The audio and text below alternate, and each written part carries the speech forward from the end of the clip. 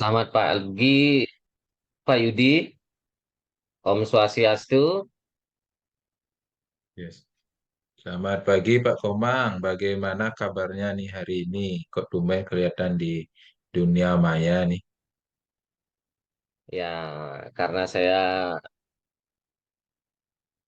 sibuk, ya sehingga saya jarang kelihatan di dunia maya, Pak. Saya sibuk membimbing siswa-siswa saya. Semoga menjadi anak yang cerdas.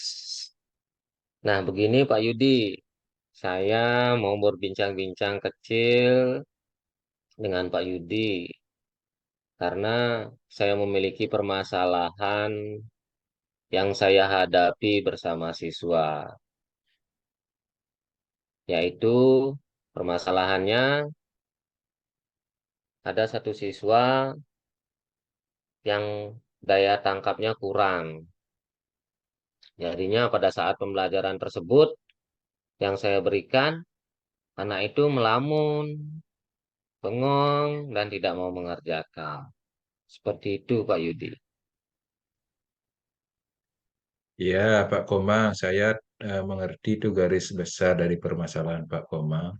Nah, kira-kira tujuan apa yang ingin dicapai Pak Komang terkait terhadap masalah siswa yang dihadapi sekarang? Coba ceritakan. Tujuan yang saya harapkan itu, Pak Yudi, yaitu supaya anak tersebut bisa mengikuti pembelajaran apa yang saya berikan.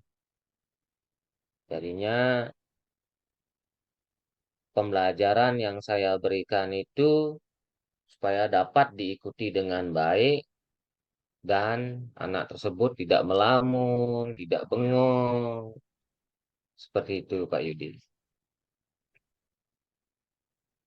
Nah, siapa kira-kira nama anak tersebut dan jika sekarang diibaratkan ada skala 1 sampai 10 dalam menyelesaikan masalahnya Pak Komang, kira-kira sekarang Pak Komang itu ada dalam posisi skala berapa? Baik, nama anak tersebut namanya Miketut Tut Lanang. Ya, dia berada di kelas 4. Kemudian jika digunakan skala dari 1 sampai 10, itu saya di angka 3, Pak Yudi. Baik, terima kasih. Jadi Pak Komang merasa sekarang masih berada di skala 3. Nah, skala ideal yang Bapak inginkan dalam posisi ini, skala berapa kira-kira? Ya, idealnya posisi yang saya inginkan yaitu di posisi 9 atau di posisi 10, Pak Yudi. Baik, jadi Pak Umar ini kan skala 9 sampai 10 mendekati sempurna tentunya ya. Nah, untuk mencapai Iya. posisi tersebut, kekuatan apa yang sudah Pak Komang miliki sekarang? Kekuatan yang saya miliki yaitu pertama saya membimbing anak tersebut pada saat jam istirahat atau seusai pembelajaran pulang sekolah. Jadinya itu kekuatan saya dalam membimbing anak-anak tersebut. Seperti itu. Nah, mungkin ada kekuatan yang lain yang Pak Komang belum sebutkan tadi. Kira-kira ada apa enggak? Uh, ke- ada Pak. Kekuatan yang lainnya saya membimbing anak tersebut. Misalnya di rumah saya meminta pada anak tersebut untuk mengerjakan soal kuisis yang saya berikan. Sehingga anak tersebut dapat belajar di rumah dengan baik. Karena di rumah ada faktor yang mengalami hal tersebut sehingga anak tersebut seperti itu. Yang pertama, orang tuanya sibuk mencari kerja, nah sehingga jarang dibimbing oleh keluarganya. Jadinya saya memiliki inovasi memberikan anak tersebut soal kuisis untuk dapat belajar di rumah dengan baik. Seperti itu, Pak. Oh, jadi Pak Komang sudah mengetahui apa saja kendala yang dihadapi anak tersebut, misalnya kurang perhatian dan lain-lain seperti itu Pak Komang ya. Jadi Iya, betul, Pak. eh, dari kendala atau hambatan yang Pak Komang temui tersebut, apa mungkin strategi untuk mengatasi hambatan tersebut? Mungkin melakukan langkah yang lebih konkret seperti itu Pak Komang.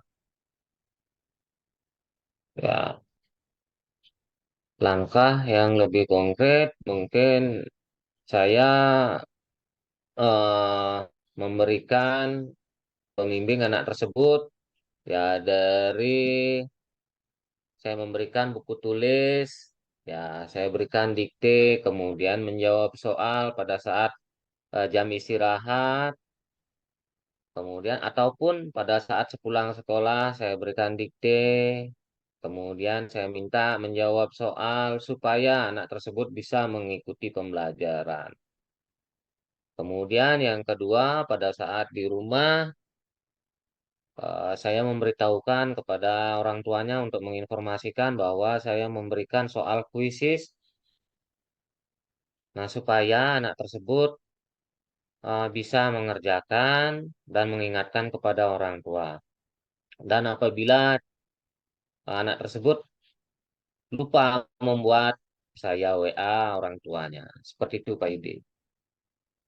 Baik, sangat luar biasa sekali penjelasan dari Pak Komang. Nah, Pak Komang sudah menjalankan beberapa cara strategi yang sudah Pak Komang sebutkan tadi. Nah, sekarang coba ceritakan apa kira-kira yang menjadi tolak ukur keberhasilan yang Pak Komang jalankan tersebut. Tolak ukur yang menjadi keberhasilan saya yaitu anak tersebut supaya bisa mengikuti proses belajar mengajar di sekolah. Sehingga anak tersebut bisa menjawab soal-soal yang saya berikan, Pak Yudi. Nah, itu. Baik, terima kasih atas jawabannya. Mungkin dalam hal ini yang sudah banyak Pak Komang lakukan, mungkin ada yang ikut membantu dalam membina anak tersebut. Mungkin bisa diceritakan siapa saja yang bisa membantu Pak Komang dalam membimbing anak tersebut.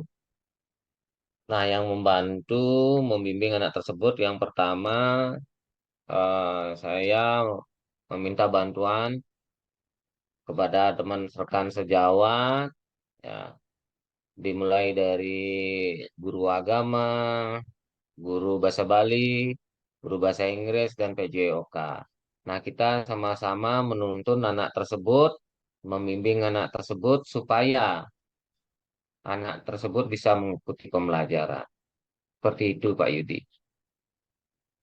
Baik, terima kasih sudah lengkap sekali apa yang Pak Komang paparkan tadi. Mungkin dapat saya simpulkan bahwa Pak Komang memiliki anak yang kurang dalam segi akademis, kemudian Pak Komang melakukan strategi yang selalu membimbing anak tersebut baik itu di sekolah maupun di rumah. Kemudian Pak Komang selalu mengadakan kolaborasi dengan pihak orang tua, teman guru sejawat sehingga anak tersebut nanti mencapai hasil belajar yang lebih meningkat. Mungkin seperti itu Pak Komang ya.